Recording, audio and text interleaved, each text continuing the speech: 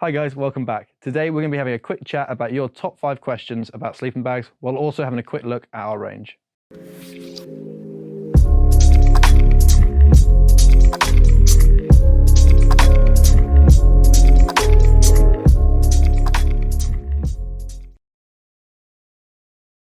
Here at Taunton Leisure, we have a really good selection of sleeping bags from some of the top brands. We've got Rab, Mountain Equipment, Sea to Summit, Thermarest, and many more. We also stock different types of bag, from synthetic to down, and we'll come back to that a little bit later. Here at Taunton Leisure, we can divide our sleeping bags into 2 categories. Category 1 is for backpacking, so anything that needs the sleeping bag to be small, compact, and able to be carried, and also family camping. This is aimed at people who are using it for car camping and holidays with their family. These products tend to be a bit heavier, a bit bulkier because size isn't as much of an issue, but they also tend to be a little bit more luxurious. They tend to be a bit thicker, a bit chunkier, a bit warmer, and they also tend to be square. Because weight and size isn't an issue, we're looking for a bit more room in our sleeping bags as we're looking to enjoy ourselves. It's not sort of all down to the weight. Whereas backpacking tents need to be a little bit smaller and a little bit lighter, as they need to fit into a rucksack for multiple days of use. These bags tend to be down because it's a little bit lighter and it also packs down smaller. However, at Taunton Leisure, we do offer a range of synthetic bags, which are a little bit cheaper, and they also act better when they get wet. So if you're using them for multiple days where you can't keep your pack completely dry, they might be a better option for you. One of the big questions we get asked in store when it comes to sleeping bags is, what's the difference between down and synthetic? And although it may seem really complicated, it's actually quite simple. Down is far better for packing down into small spaces. It's also a lot lighter, so for multi-days out on the hill, it can be a much better option. Or if you've got to fit it into a tight space, like the panniers of your bike, or onto the back of a motorcycle, it might be the perfect solution for you. The unfortunate side of down is, when it gets wet, it's not as good at keeping you warm. Synthetic, on the other hand, is fantastic if it gets soaking wet. It will still keep you warm. However, you are sacrificing that small pack size and that lighter weight for this option. It does tend to be a little bit cheaper as well. It's perfect for people who want a 10 tours bag. It's not a massive investment or as big an investment as a down bag, but it's still going to give you the same levels of warmth as a down bag, just in a slightly bigger package, but for 10 tours use, that shouldn't be an issue. The next big question we get asked is there really a need for a sleeping bag liner? If I've got a bag that's warm enough, do I really need one of these? And the answer is, it's very much down to personal preference. Everyone has their own opinions on this. However, it can be a great tool for other reasons as well. Lightweight silk bags like this are great for lining your bag. It means you have to wash your bag less regularly, and instead you can just wash your liner. It's a lot easier to do. It takes less time and just saves you a bit of effort. You've then got your cotton one, which, as you can see, is a slightly bigger pack size. However, it packs a bit more warmth into it. It works the same as the silk there, in the sense of you could just wash this instead of your actual sleeping bag, and it saves you a bit of time and effort, but it does pack a little bit more warmth into it as well, so it can add a few degrees to your sleeping bag. And then finally, here at Taunton Leisure, we also do the Thermalite Reactor, which is a bag designed specifically to add warmth to your sleeping bag. This one claims to be able to do 5 degrees of extra warmth into your bag. So if you've got a sleeping bag and it's perfect for most usage, but you're going away somewhere where it's a little bit colder and you want that extra bit of warmth, this would be a great option to use. The same applies as the other bags. You can wash this independently of your sleeping bag and it saves you a bit of time. Obviously, when you're sleeping and you get sweaty, you can get quite nasty inside that sleeping bag, but this is a much easier way of keeping that nice and clean and also adding a little bit of extra warmth to your bag as well.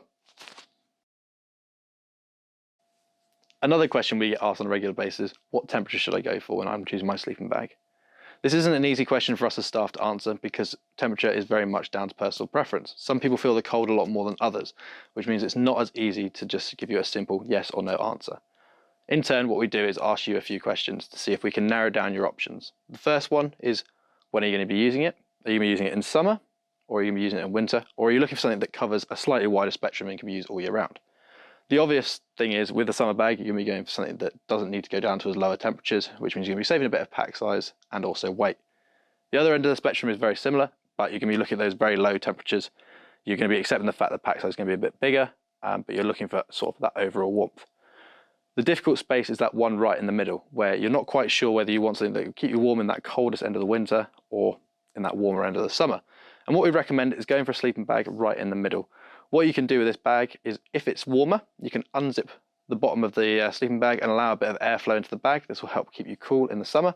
And if you're going out in conditions that are a bit colder than your bag recommends, you can look at putting a sleeping bag liner like we looked at earlier. These can add up to 5 degrees of warmth, and they're a great way of turning your sort of 2 to 3 season bag into a 4 season bag, especially down here in Devon, where temperatures don't usually fall too low.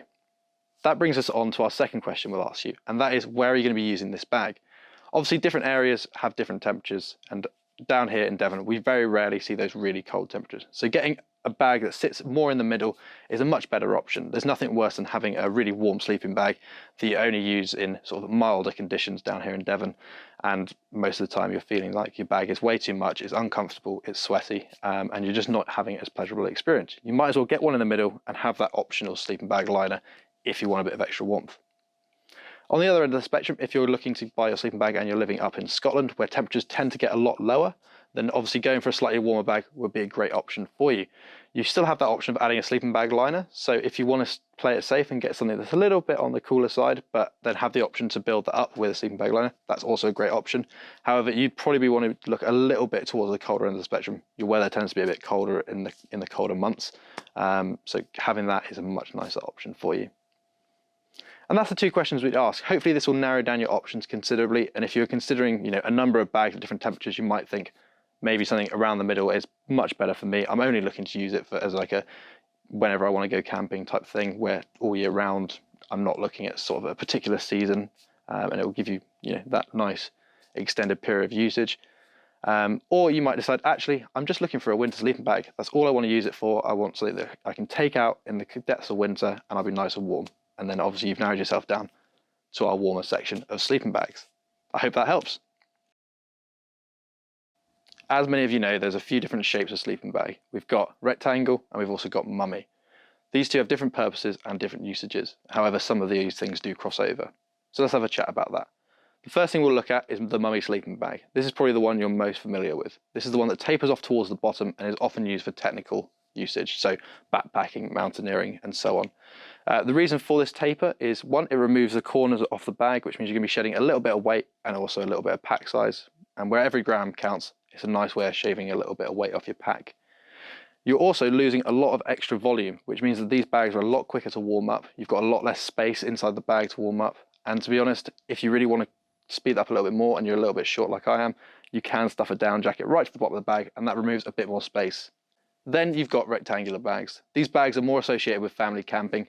They're a lot wider at the bottom, so you've got a lot more room for your feet, but they are a little bit heavier. However, this is sort of like a luxurious bag where you want a bit more room. There's the option normally to unzip it into a duvet as well, and it just gives you a little bit more space to move around in the night. When weight isn't as much of an option, it's nice to have a bit of luxury. Should I be washing my sleeping bag? The easy answer is yes. Down sleeping bags are nice and easy to wash, especially if you use a Nikwax down wash solution, which is what we would recommend with sleeping bags. You pop this into your washing machine just like any other detergent, and it helps clean and remove any impurities from the down. Once you're done, you pop it in the tumble dryer, give it a nice cool cycle, and it will plump the down back up, and you'll have a bag that's good as new. It is worth just checking the label on individual products. They're not all the same. It's also important to clean your synthetic bag, however it's a little bit less complicated. We'd recommend using a Tech Wash, which is a very mild detergent, and it will clean out the bag or remove any impurities like sweat or external forces. If you're using a bivvy or sleeping outside in the wild, there is a chance for mud and grime to get onto the bag. And this will just help keep the bag going for a little bit longer. It will help prolong the life of the bag, and also it's nice to have a nice clean bag to get into next time you're out on the trail. That was just a really brief look over at the top 5 questions we get asked in store about sleeping bags. If you've got any further questions, please feel free to pop into one of our stores, or if you're unable to, head over to our website where our team will be more than happy to help you. Remember to follow, like and subscribe, and we'll see you next time. Thank you.